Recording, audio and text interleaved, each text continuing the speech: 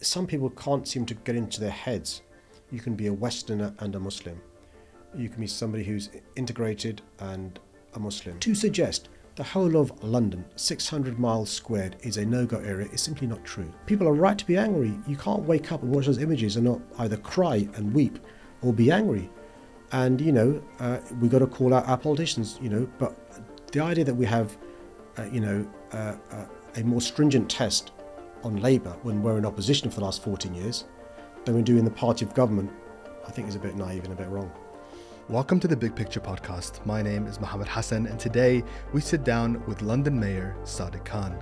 Khan made history when he took over the high-profile position in 2016, making him one of the most influential Muslim politicians in Britain and arguably the Western world. He's now looking to break ground again and become the first London mayor to secure a third term if he defeats his Conservative rival Susan Hall in May. The Tooting-born lawyer stems from humble beginnings, the son of an immigrant bus driver, but has become a political insider in the Labour establishment, winning both praise and condemnation. His supporters say he's transformed the city, embracing its diversity and its Europeanness in a time of Brexit, while his detractors accuse him of everything from Islamizing the city and making it unsafe for British Jews to turning against his Muslim roots altogether. But he's attempted to walk a pragmatic line in a winter of anger, when mass rallies gripped London, amid calls for a ceasefire in Gaza and an end to the UK's support for Israel's government. He's now attempting to secure the city's large British Muslim vote once again, at a time when many are vowing to punish Labour at the polls for its failure to be a critical voice in Parliament and for his leader Sir Keir Starmer's pro-Israel statements. So does he think he can convince them otherwise?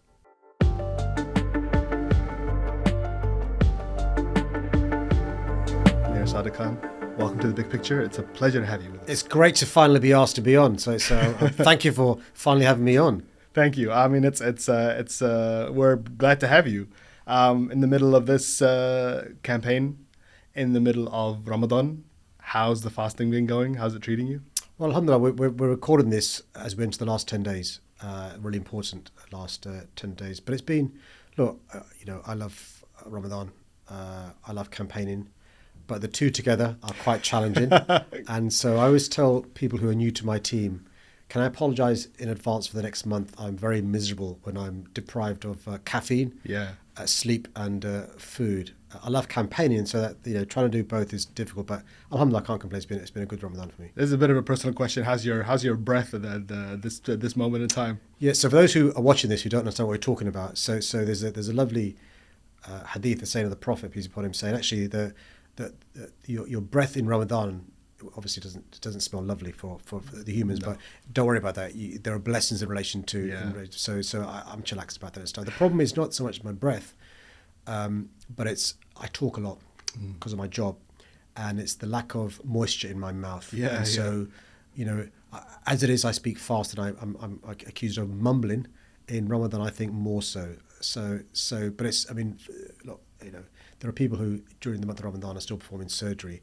Are still, cleaning out, stations who are playing driving sports, buses and stuff, right? We've got to carry on, do that. That's the whole point of the fasting, right? Because it's the sacrifice you're making whilst carrying on as normal. What I think is not sensible is to, sleep for the entire day, because that's the easy way for the fast to pass. And so I do try and be productive. Hopefully, people don't think I'm less productive during the month of Ramadan, but it is challenging. I mean, I miss two things. One is the caffeine, frankly speaking, and two is the sleep. But, alhamdulillah. We get through it, alhamdulillah. I mean, the good thing is that both of us are fasting, so I think we're on the same energy level at this point. Well, the worst thing is I often do debates or, maybe doing media stuff, and they'll put a glass of water there, right? So I said, don't put water there, because the memory muscle is you drink water I said, no, because it can happen. So unfortunately, because we're both fasting, no danger of any water being here. Nothing. Although I feel really bad that I haven't offered any of you guys drinks, and I think my mother would be terrified right now at my manners, but we're here and we're talking and we're getting along. How's the campaign going? This is your third time. It will be a historic third term in office. Why do you want the job again? Well, this has been the toughest campaign so far, and we're recording this with 33 days still to go. So there's still a long time to go in the campaign. And before I decided to run, I spoke to other people who'd run for a third time in this country, and overseas. And third elections are very hard because you've got to, but by the nature of the job, over a period of time, there will be some people who, will be displeased. That's just the nature of any job. But what excited me about running this time was we have an opportunity this year. The phrase I use is a moment of maximum opportunity. We've got the chance of having, a Labour mayor working with a Labour government. And why do I say that? I've been mayor for 8 years, and throughout the 8 years, we've had a Conservative government. I've lost count of how many prime ministers I've had. It started David Cameron, Theresa May, Boris Johnson. I don't know if we have time in this podcast. And so it's been really hard. So you've got an anti-London, chaotic government, and we've achieved a huge amount. Notwithstanding that, we've now, for the first time in the history of our city, give every child that goes to a primary school a free meal.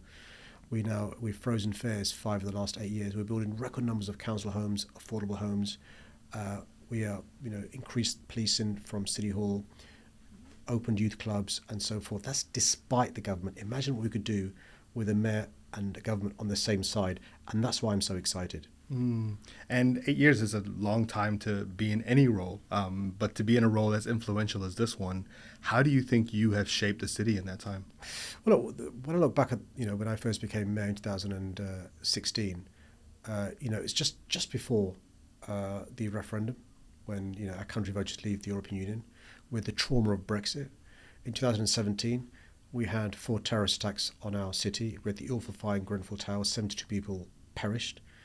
We had the pandemic. We've had Putin's invasion of Ukraine. We've had the cost of living crisis. We've had the awful Liz Truss Conservative budgets. It's been really tough. The joke when people meet me is the only thing I've not had is a plague of locusts, sort of Pharaoh-esque. But I think despite that, I'm really proud of the progress we've made. So without the government being supportive, for the first time in the history of our great city, for the first time ever, every child that goes to a state school now receives a free school meal. That's something I'm really proud of. For the first time in the history of public transport in London, in 5 of the last 8 years, we've frozen fares. We've opened a new line, the Elizabeth line. We've brought in the Hopper fare, those who can use unlimited bus in the course of an hour. Council housing, which is affordable, the highest number since the 1970s.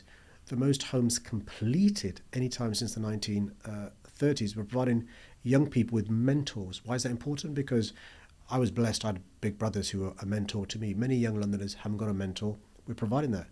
We're providing funding for youth clubs and youth workers. 500,000 young people have positive things to do because of our funding. And importantly, I've stood up for our values. That means standing up to Trump.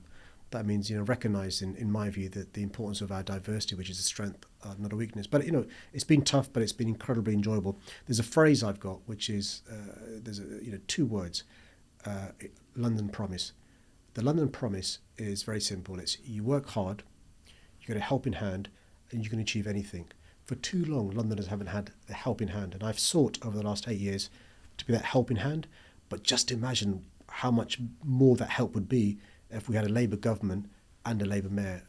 What I've said over the last week, in the last 8 years, I've been rowing against the tide of a Conservative government. There's a possibility this year, if people vote the right way, for the next 4 years to have the winds of a Labour government at my backs, and that's what's exciting. What difference do you think that will make to the way that you want to run the city? Yeah, so look, I'm not claiming, by the way, that if we have a Labour mayor and Labour government, they're going to write me a blank cheque. No. But the point is, there wouldn't be constant, obstructionists in my way. They wouldn't always be putting obstacles in my way. I'd be able to pick up the phone. I'd be able to explain why we need stuff, whether it's longer term budgets, whether it's more investment. And the good news is, by talking with the Labour Party nationally, they've already agreed to do a number of things that we think are important. So they've agreed to work with me. So we'll have tens of thousands of new council homes over the next few years. The Labour government's promise is 1.5 million homes in their first term. Many of those are going to come to London. I was with the Shadow Home Secretary last week, and she's agreed to fund 1,300 additional police and community support officers. And I'll be meeting other members of the Shadow Cabinet over the next 5-6 weeks to announce further policies. That shows a difference. If you're on the same team, you can make. And my frustration is actually a lot of things we want to do shouldn't be about party politics. Surely everyone wants to invest in young people. Everyone wants to reduce crime. Everyone wants to make sure we address the housing crisis. But unfortunately, over the last 8 years, the government's been very antagonistic towards me because I'm, not from their tribe. And over the last 14 years, I think this has been a really chaotic, divisive government. Is there anything that you regret not being able to achieve in your time? All of my regrets stem from, my inability to persuade the government to be more supportive. Look, all of us have regrets. There's not a day I've gone to bed and not had regrets. But the big regrets is what I mean. The big regrets are because of, lack of government support in relation to housing or policing or youth clubs, or in relation to standing up for our values. And I reflect, could I have done more to persuade them to do things differently? But listen, I'll go to bed tonight and there'll be mistakes I made today. I think anybody who thinks they're a perfect professional, whether it's a journalist or a politician, is fooling themselves. And, of course, I look back on things and I think, well, I could have done that differently or that differently. And the key thing is to learn. So each day you have to have the humility to realise what you do differently tomorrow. And, that's how I try and live my life. Whether when I was a lawyer, I did the same thing when I was 11 years a lawyer. When I was a parliamentarian, I had the pleasure of being in the cabinet, or whether it's now. I think you should always have the humility to think, you know what, how can I learn from that? What can I do better tomorrow? Mm. And what do you hope to do better in the next couple of years if you do win? Yeah, the really exciting thing is actually not always worrying about what the government's going to do. That looking over your shoulder because they're going to, brief the newspapers or, withhold money. I'll give you an example. During the pandemic, the reality is people followed the advice and stayed at home, right? Now we, in the transport sector, Transport for London, rely upon passengers to pay their fares, and that's what gives us the money to provide services. And people stayed at home, so we had no money coming in. So we had to go to the government to ask for support, and they attached all these draconian conditions to the money they gave us to keep public transport running. And those conditions were awful for London. In the future, I'm hoping, because there'd be a government that wants us to succeed, they won't lay these elephant traps or these conditions, which benefits nobody in London. It's just plain party politics. And, I think the public is fed up of, politicians posturing, playing politics, capital P. I want politicians just to provide decent services, look after their well-being, to enable them to fulfill their potential. And I'm hoping, that this year, as I said, a moment of maximum opportunity, people will take advantage of that, give me their vote, give the Labour Party their votes in the general elections, and they will see the difference a Labour government and a mayor working together can make. In the last 24 years, there's only been one 4-year period, where there's been a Labour government and a Labour mayor. During that 1 4-year period, we won the Olympics, we secured Crossrail, and in 1 year alone, 8,000 council homes. So that's just, imagine what we could do in the next 4 years. So Labour's taking credit for the Olympic wins? We won the Olympics, in 2005. The bid that went to the IOC was it was a Labour mayor working with the Labour government. Absolutely. Do you want to bring the Olympics back? 2040, watch this space. All right, good. Now, you've had your fair share of criticism. Of course, everybody has. Some of it has particularly honed in on your identity as a Muslim in a city with a large Muslim community. And recently, just in the last couple of weeks, Lee Anderson, the former deputy chair of the Conservative Party, said that you were under the control of Islamists. You have your opponent, Susan Hall, who dismissed your kind of complaints of Islamophobia, saying that they were quote unquote hurty words. How do you fare with this kind of criticism, especially when it targets your identity? Well, my starting point is, I think all of us have multiple identities. There's no one thing that defines me. So I'm a proud Londoner, born and raised in this city. I'm British. I'm of Pakistani origin, of Asian heritage, of Islamic faith. I'm a father. I'm a husband. So some people can't seem to get into their heads. You can be a Westerner and a Muslim. You can be somebody who's integrated and a Muslim. And what you see are examples of, not just Islamophobic tropes, lazy untruths, sweeping generalizations, but clear examples of Islamophobia, anti-Muslim hatred, and racism. And it's really important it's called out for what it is. There should be no hierarchy when it comes to racism. The comments that the former deputy chairman of the Conservative Party made are clearly, according to any independent experts, Islamophobic and anti-Muslim and racist. What upsets me more than those words is, one, The British Prime Minister and his cabinet refused to call them out for as Islamophobic or racist or anti-Muslim. Two, the impact that has, forget me, I don't want any special treatment, don't feel sorry for me.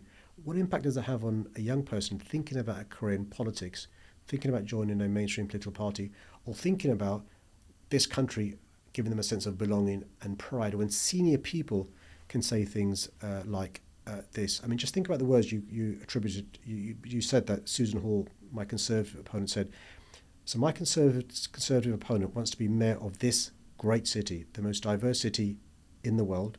We have Muslim people here, Jewish people here, Christian people here, Hindus here, Sikhs here, those who are members of an organised faith and aren't. And what words did she use? What are the words you just said she used? The quote is hurty words. That's what she said. So she's saying hurty words. Would anybody say the phrase hurty words when somebody says something that was anti-Semitic or sexist? But you can say hurty words because these words are Islamophobic, anti-Muslim and racist. She aspires to be mayor of this great city. And, that's a problem for me as a Londoner because I don't want somebody like that being the mayor of this great city. And let me be frank, there's been some research done. When Donald Trump was the president, the amount of hatred I received went up by 2,000%. So there is a link between language used by politicians, people in positions of power and influence, and the impact it has, not just on me, but on Muslims or people who look like Muslims across the country. Women having their hijab torn off. Young boys, because they look like Muslims, being verbally and racially abused. Mosques having criminal damage done to them. And I think, look, one of the great things about London is, you're free to be who you want to be. You're free to worship how you want to worship. And that sort of language doesn't make Muslims feel welcome. That should worry all of us because I think, if we're going to succeed in, making sure that our diversity is a strength, our diversity is a sign of weakness, it makes us richer, not poorer, it makes us stronger, not weaker, then we want politicians who represent us to understand that. So one thing that you've said in the past is that there is a correlation between rising tension in the Middle East and a rise in anti-Semitism. Obviously, there's rising tension after October 7th and during the war in Gaza. Do you think that there has been a rise in anti-Semitism in this country? Well, first things first, look, we'll talk shortly about October the 7th and what's happened since. There can be no excuse for anti-Semitism or Islamophobia. There can't be any excuse. You can't attribute the actions of what the IDF do or what Hamas do to Londoners because they happen to be Jewish or Muslim, and it's wrong. It should be called out. I think it's possible to be somebody who is pro-Palestinian, to be against the occupation for the last few decades, and to call out the actions of Hamas on October the 7th. I think similarly, it's possible to be somebody who's pro-Israel, passionately pro-Israel, and to call out the actions of IDF orchestrated by Netanyahu in Gaza since October. What I think is wrong and should be called out, irrespective of people's background, is anti-Semitism and Islamophobia. It can't be right that people are scared to wear the Star of David. It can't be right that people are scared to wear the hijab. And I'd remind people in London and across the country and in the Western world, look, as tragic and heartbreaking, and we're going to talk about it shortly, as the events in Gaza are, God willing, at some stage they will stop, and we've got to carry on being friends, neighbours and colleagues. And it makes it much harder when you see this increase in anti-Semitism and Islamophobia. And I'm afraid there's an increase in both of these things. There should be no hierarchy when it comes to racism or hatred. We should do with both things equally. There has been criticism on you and your administration for failing to kind of address that rise in anti-Semitism in London in particular.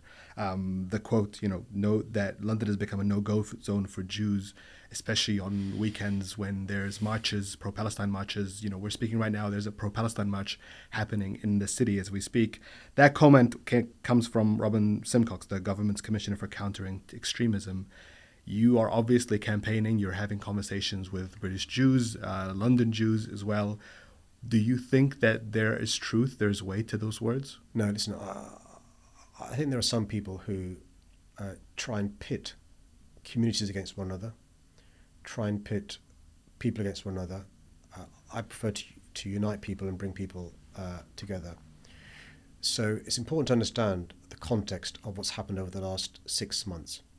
I'm somebody who spent my entire professional life trying to encourage particularly minority communities, Muslims and others, to get involved in mainstream politics, to get involved in being active citizens living in a democracy. Now, being an active citizen isn't simply voting once every 4 or 5 years.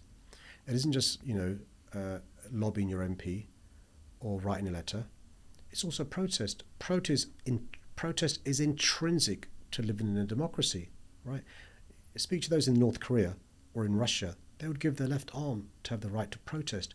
And actually, the reason why protest is important is, if you like, if you think about pressure cooker, it's a safety valve. It allows people to vent, express their feelings, and to put pressure, legitimate pressure, on people in positions of power and influence. It also sends a message of solidarity to those under siege in Gaza, whether it's in Rafah or elsewhere. But that protest should be lawful, peaceful, and safe.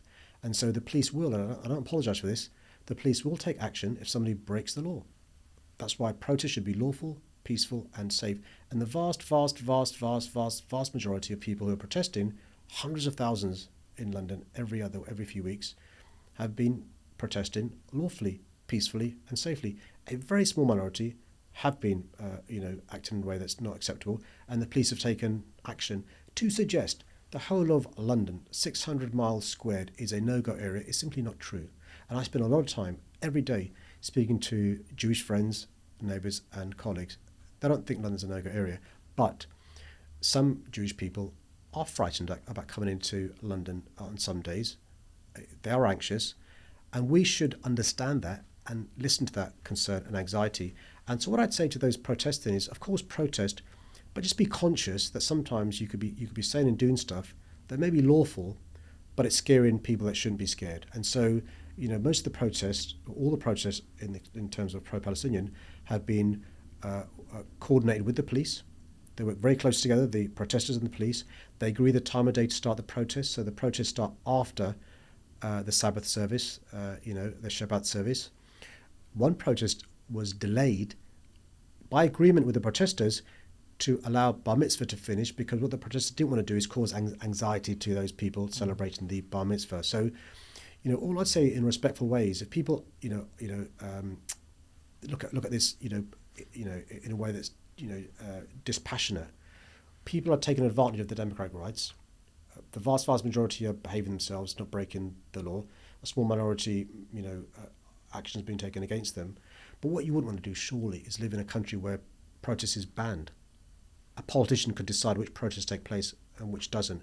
Just imagine the consequence of that. It means a politician could say, this protest is allowed because I like the issue. This protest isn't allowed because I don't like the issue. What's next? Telling the police who to arrest. Telling the police who to charge. What's next? Telling the judge who to find guilty. So I think, living in a democracy, there is a tension sometimes. That's why we have a separation of powers. What we've got to make sure we do, though, is don't let anybody feel that they can't, they're not welcome into London. And that's why we'll take action against anybody who breaks the law.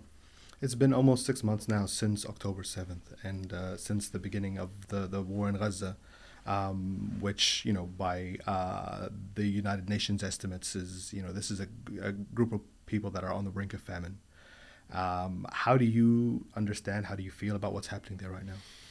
Well, there's a reason why I called for a ceasefire back in October, because it was clear to anybody watching, not just the images coming out of Gaza, but listening to all the groups working there. These are independent groups, by the way, not Muslim faith. The groups working there on the ground.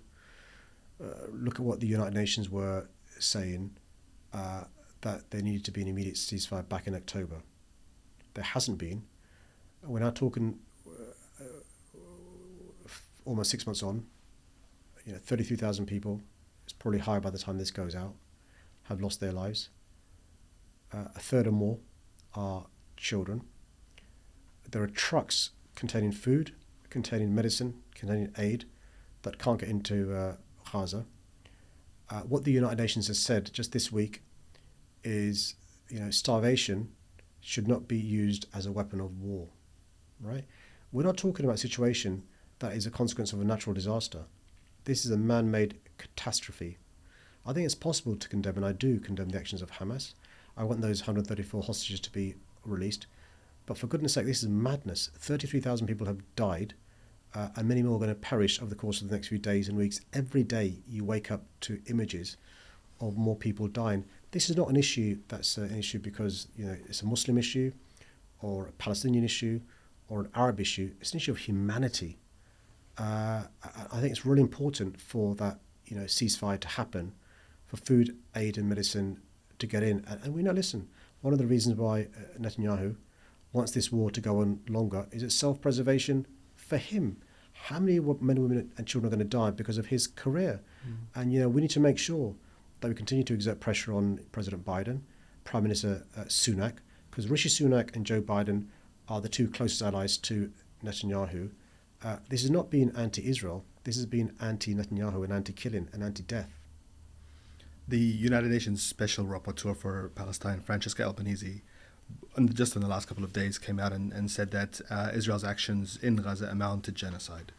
There is obviously a case before the ICJ that was brought forward by South Africa that describes Israel's actions as genocide. Would you describe Israel's actions as genocide? Well, I'm quite careful, not just as a former lawyer, but somebody who's the mayor of London. What the International Court of Justice said is plausible genocide in the interim judgment, and we've got to wait for the final judgment. But I applaud South Africa for bringing the case. And don't remember, in my lifetime, South Africa was an apartheid nation. And I've met many South Africans in London who are incredibly proud that their country is now moving these sorts of cases in the ICJ, bearing in mind their awful history in my own lifetime. So let's wait and see what the ICJ concludes in its final judgment. But I think the interim judgment should have been a wake-up call for those who are close to Netanyahu, to put pressure on him to realise people are dying every day.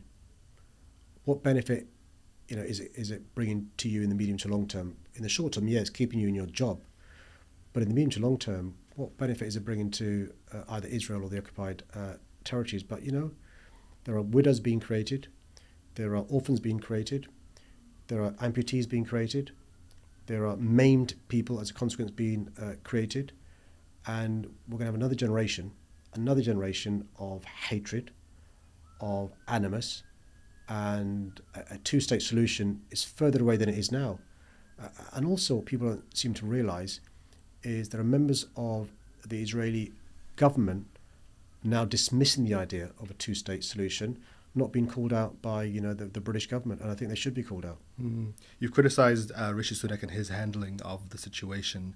How do you feel about the way that the Labour Party has handled it? How do you feel about the way that Sir Keir Starmer, who's come under a lot of criticism for his what people perceive as kind of blanket pro-Israeli comments. Back in October, there were, you broke away from him when you called for a ceasefire. He did it for several months.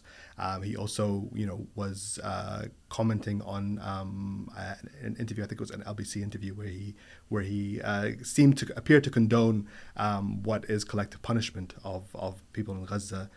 How do you feel that he's handled it? Do you think it's been any better than Rishi Sunak? What I'd remind your listeners, those watching this, is the Labour Party isn't the party in government. The Labour Party is not in government. When I was in government, Gordon Brown was the Prime Minister. It's the party of government that's in the cockpit. And Gordon Brown called for a ceasefire in 2009 when the IDF in Israel attacked Gaza. Didn't have an impact. So Gordon jumped on a plane, went to the United Nations. The UN Security Council put out a motion for a ceasefire. The US abstained. But once that ceasefire motion was passed by the Security Council, within a week there was a ceasefire in Gaza. The IDF pulled out. So what the United Nations says does matter. It's unfortunate there isn't a Labour government. I think criticism of Keir Starmer as Prime Minister would be legitimate, and we could have that conversation. But he's in opposition, and so of course on this issue we may disagree. But he wants a two-state solution. He's criticised the actions of Israel. He's called for a proportionate response from Netanyahu. He's been demanding access of food, aid and medicine, but he's an opposition politician. And a lot of attention, I understand, is focused on politicians in Parliament, but actually that allows the government off the hook. We've got to make sure the government is held to account for the way they've behaved in the last 5.5, 6 months. And the point I make to my friends in America who are Democrats as well is, listen, President Biden is the president. He's not the opposition leader, and we should be putting pressure on both President Biden and Prime Minister Sunak to take action. You could argue that being in opposition grants you a lot more flexibility to be increasingly critical of the government and its position. And the criticism of Keir Starmer is that he hasn't been anywhere near enough critical of the British government's foreign policy towards Israel. Well, listen, I heard this week both Keir Starmer and David Lammy criticising the Israeli government. I mean, listen, there'll be conversations about, should, they've called for a ceasefire sooner rather than later. You'll understand the argument there was in relation to the hostages. Look, people know where I stand on this issue. And currently there's some of your peers in Labour that are calling for a ban to exports of British arms, selling weapons to Israel. There's a petition that is being put forward by your colleague Zara Sultana. Is this something that you support? Yes, absolutely. I think the British government should be asking serious questions about what the weapons they export are used for. They should not be used in a way that, there's even a question marks about international law being breached. Forget the ICJ interim judgment. There are things the British government can do and must do, and in the past, Labour governments have done so. A number of things at the disposal of the British government they could be doing to exert pressure on Netanyahu. I made the point earlier on that Rishi Sunak has, boasted about his pride and his closeness to Benjamin Netanyahu. Well, the whole point about a so-called special relationship is to use it.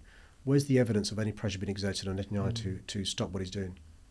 Well, back in 2016, when you were asked about your former positions on the BDS campaign, boycott, divestment and sanctions, and the call by Palestinian civil society for boycotts, economic boycotts, cultural boycotts against Israel as a tool of pressure, you said in 2016 that you no longer believed in boycotting Israel. Today, with everything that's happening, is this something that you still stand by? Yeah.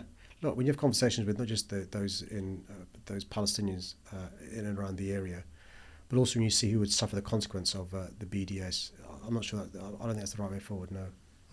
Why is that? Because what you're doing is you're punishing everyone in relation to BDS, whether it's boycotts, whether it's divestment, whether it's sanctions. It's not micro targeted about what you want to achieve, but also the downside far outweighs the upside. So I understand why people feel passionately about this. Israel is the only nation in the world that's Jewish majority, so people are nervous about the impact it has on Jewish people as well as those Palestinians. Many of them are Muslims who work in the occupied territories. So people understandably are trying to think about levers they can pull in relation to putting pressure on Netanyahu. I think there are much more effective levers the British government has. Well, you mentioned South Africa and apartheid in South Africa in particular, and boycotts and sanctions were key tools that were used to rally support for the ANC, for support against apartheid, which inevitably was successful in bringing down the apartheid system. If you speak to historians in relation to de Klerk and Botha and others in relation, so I'm not sure that's factually right, but we can agree to disagree on that. Okay, I mean just in terms of those levers that you mentioned.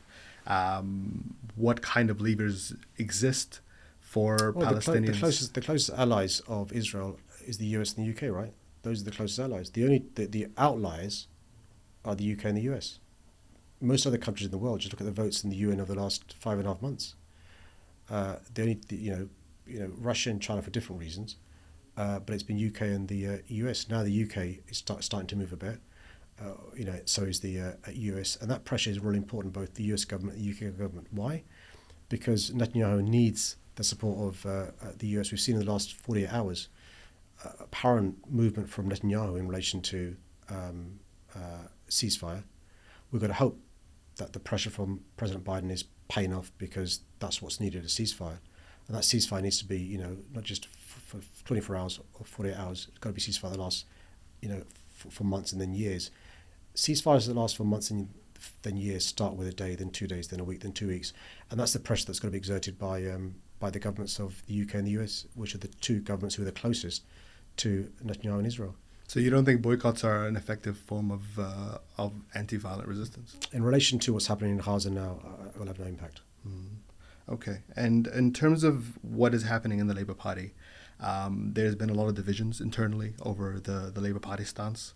There's also been a lot of spill out with Labour Party voters and voter base, particularly within Muslim communities.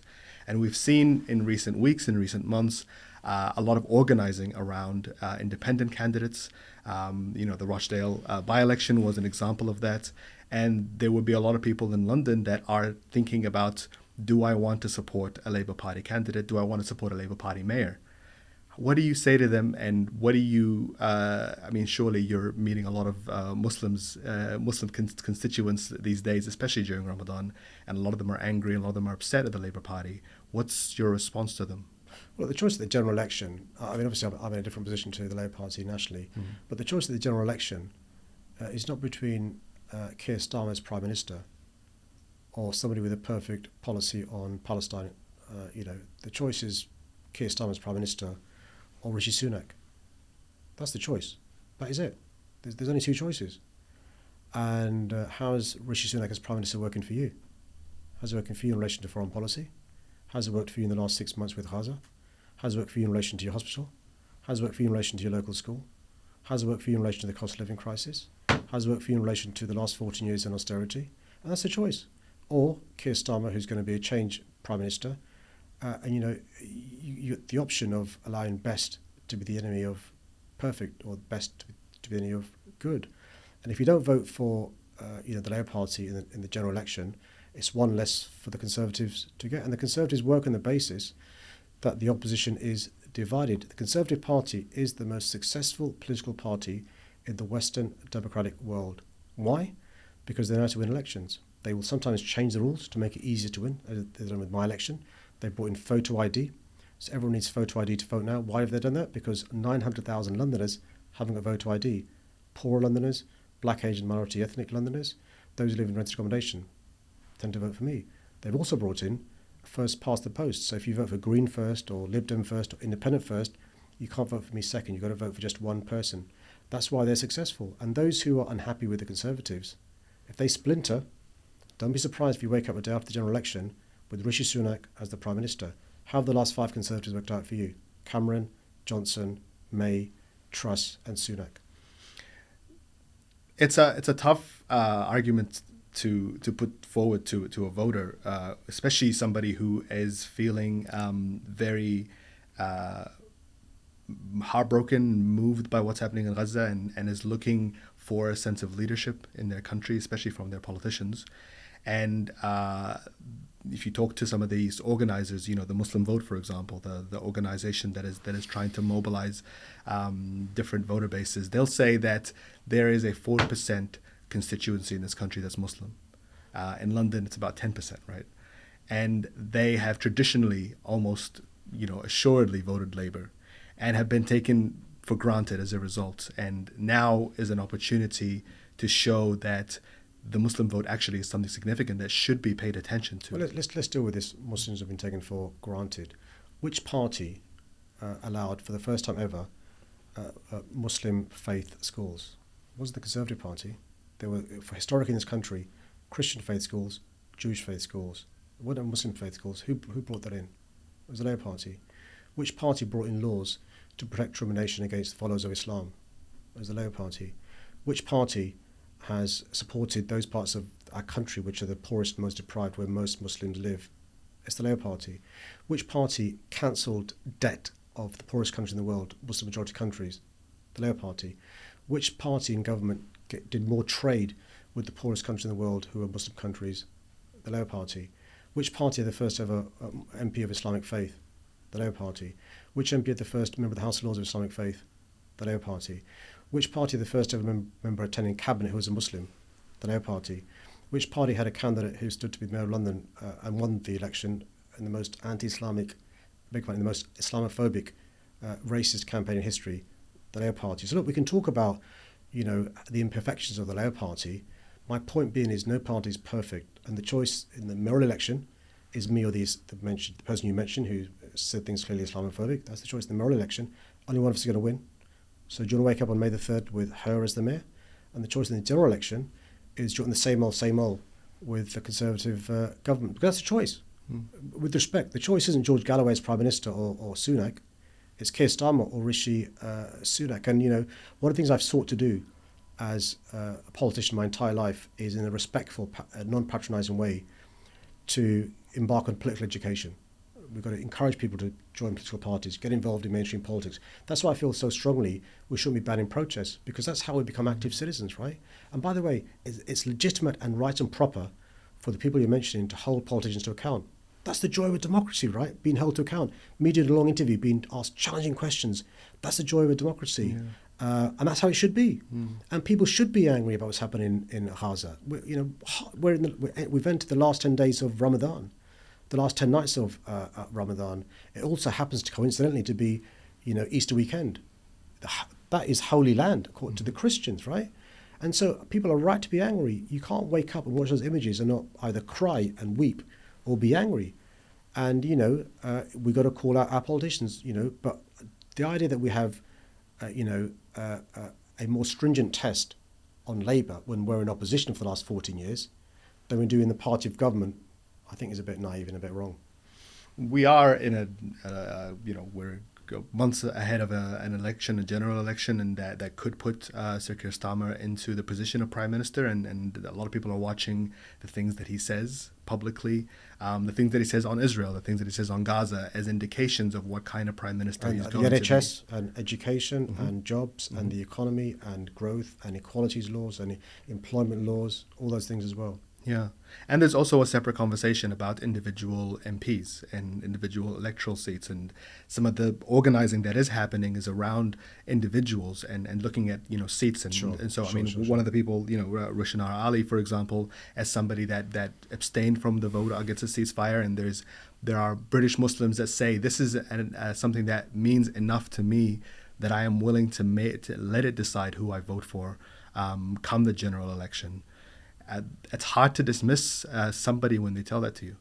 No, of course, you must never dismiss what voters say, and they are saying that. And people are. I've met. That isn't. Of course, we've all met people who are upset and angry and hurt. I've lost count of the number of Londoners I've met who've lost loved ones. In that part of the world in the last 6 months. It's heartbreaking. People have to decide if the election, the general election, is a referendum on how perfect or imperfect party was, but there are only two parties that can win the election: the Conservatives or Labour. And so all I'd say in a respectful way, because of course I respect people's feelings, and people are genuinely and rightly, and that's a good thing. That shows you've got a heart, upset about what's happening in Gaza. But be careful what you wish for, because it's happened before, when people have allowed best to be the enemy of perfect, and that will mean the Conservatives are in power for another 5 years, and I think that'd be awful, not just for the people in Gaza, but awful for this country as well, and across the globe, where we know in the past Labour governments have done a huge amount of good in parts of Africa, sub-Saharan Africa, parts of the Middle East, in the Balkans, and so forth. And that's why it's important for people to realise we had 14 years of this, right? Keir Starmer has not been the Prime Minister for 14 years. No Labour politician has. The last Labour Prime Minister there was Gordon Brown, and look at the good that he did.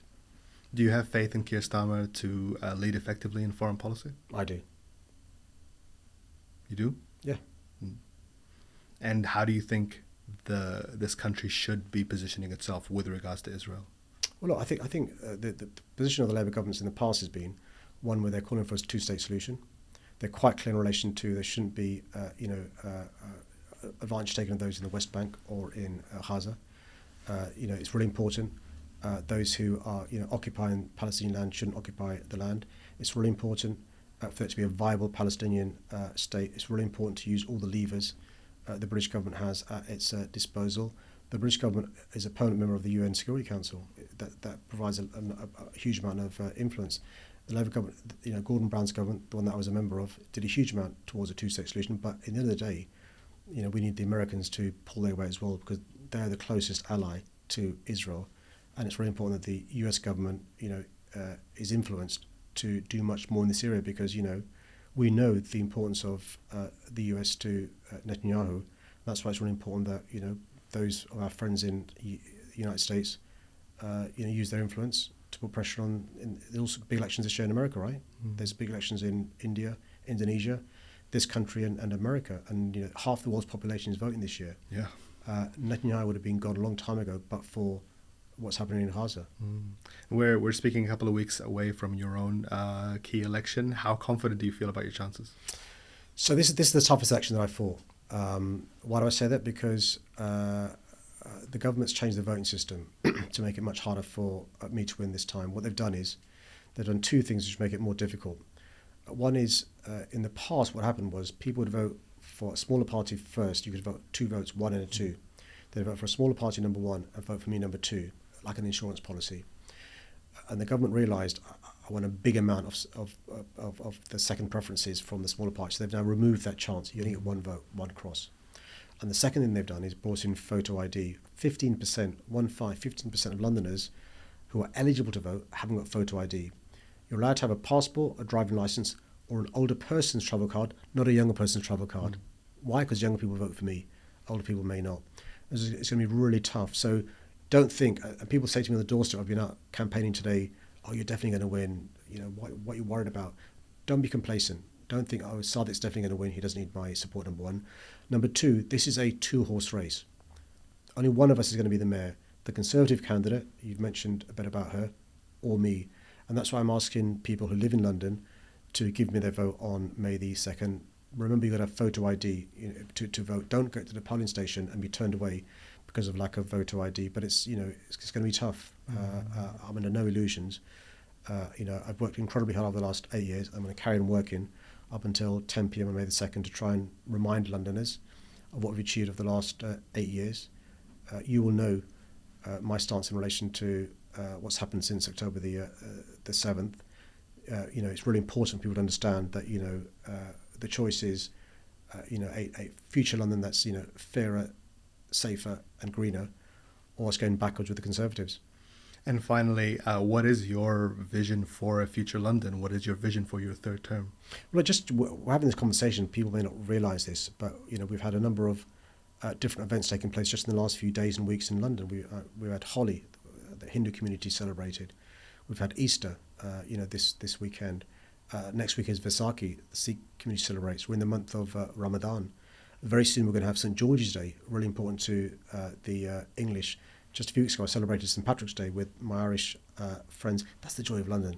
Our diversity is a strength, not a weakness. At the same time, if I'm re-elected, I'll have the opportunity to build many tens of thousands more homes. As it is, we've built more council homes than any time since the 1970s. We can do much more with the Labour government, 40,000 council homes and many more with the Labour government.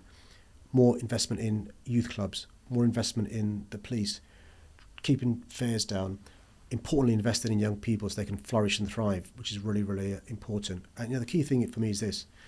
We will have the chance for the first time, in 8 years since I've been there, but the first time since 2004, to have a Labour government and a Labour mayor working together. And that is so exciting because we can bring about real meaningful change, a fairer, safer, greener London. Sadiq Khan, it's been an absolute pleasure. It's been a pleasure. Thank you for being with us.